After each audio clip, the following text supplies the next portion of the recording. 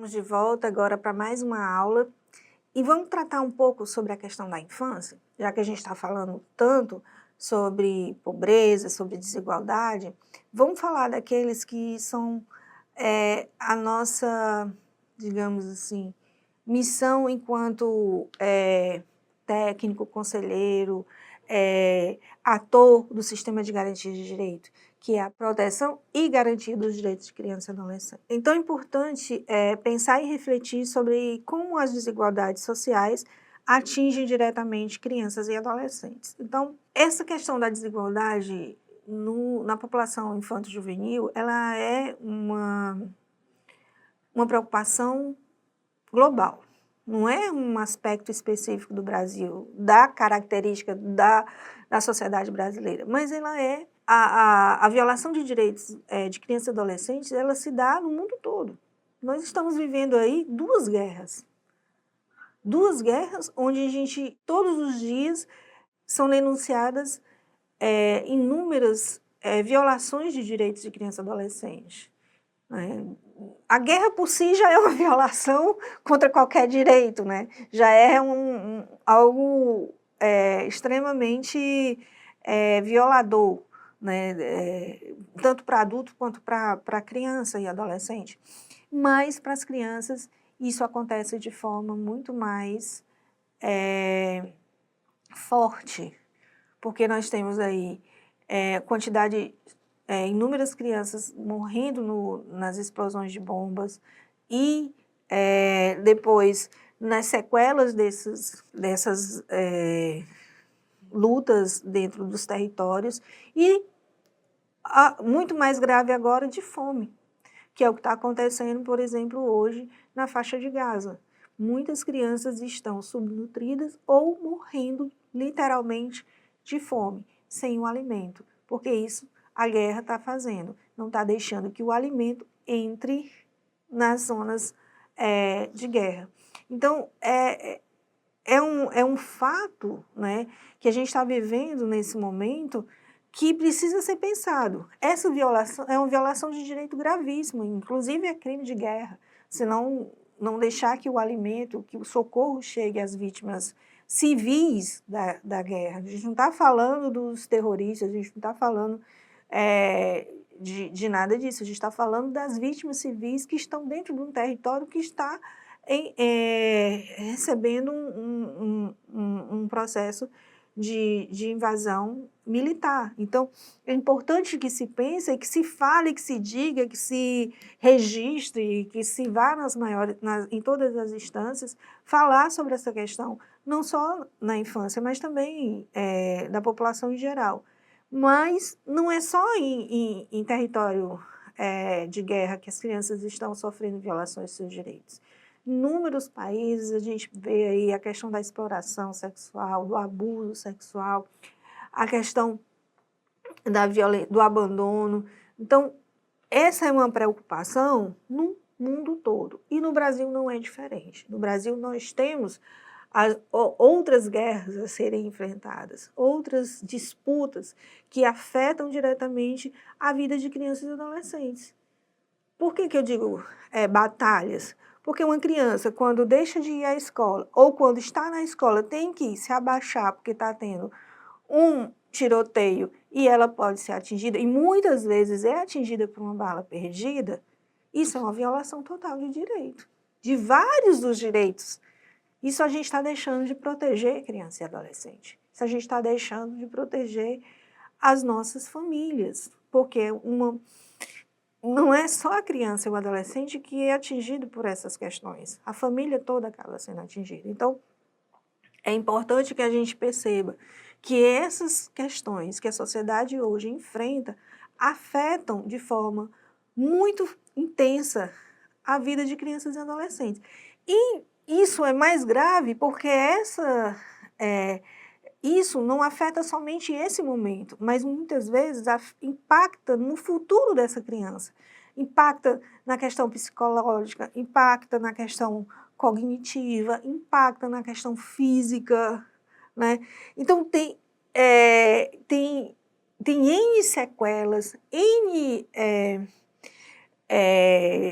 questões que muitas vezes a gente não consegue nem mensurar, porque isso vai ser manifestado muitas vezes depois, muitos anos depois, quando essa criança já não é mais criança, quando esse adolescente já não é mais adolescente, é um adulto.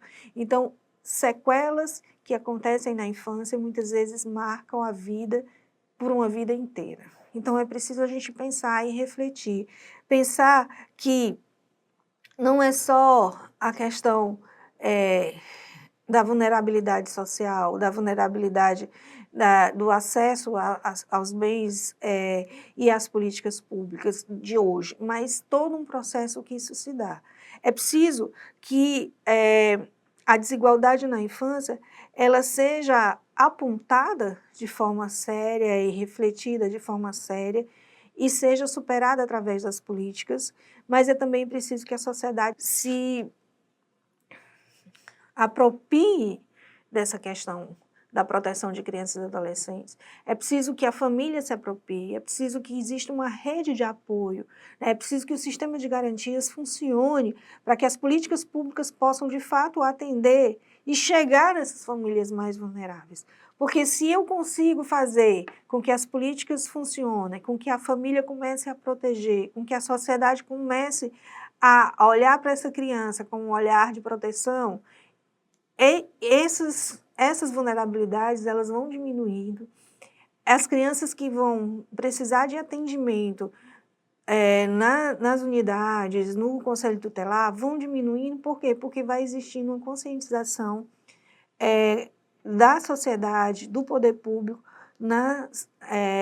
em cima das vulnerabilidades que atingem essas crianças. Então, é importantíssimo que a gente consiga refletir sobre todos esses aspectos que impactam a criança ou do adolescente, mas não só essa reflexão, mas também a ação é importante. Como que a gente, enquanto poder público, como a gente enquanto ator do sistema de garantias de direito, pode contribuir nessa mudança, nessa virada de chave para a questão da desigualdade social de crianças e adolescentes.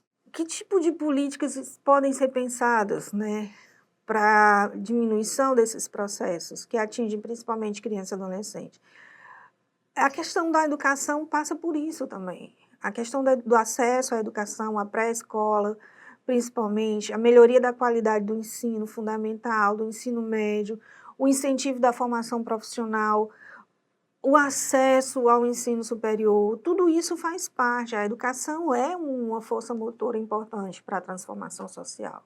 Então, não é algo que a gente fala que é batido porque é batido, não, é porque é realidade. A gente está vendo isso constantemente, a gente está vendo a superação quando se tem políticas sérias, constantes, porque um problema também da política pública é que muitas vezes começa a fazer um trabalho e aí, quando se chega a um determinado momento, assume outro gestor e ele acha de desfazer aquele trabalho. E aí tem um retrocesso. Então, é importante que haja não só a política, mas também a continuidade da política. E isso é um aspecto que o Ceará tem para ensinar para os outros estados brasileiros. E é isso que o pessoal vem entendendo, compreendendo. Porque não é somente a formulação da política, mas a continuidade e o fortalecimento ao longo do tempo dessa política. A educação é um processo difícil de fazer, mas não é impossível. É importante que seja feito de forma séria, mas também contínua. E também a garantia de acesso a outros serviços, como a saúde, né, a questão da nutrição, ela é importantíssima, principalmente nas escolas públicas, que muitas vezes é a única refeição que aquela criança tem, porque em casa ela não vai ter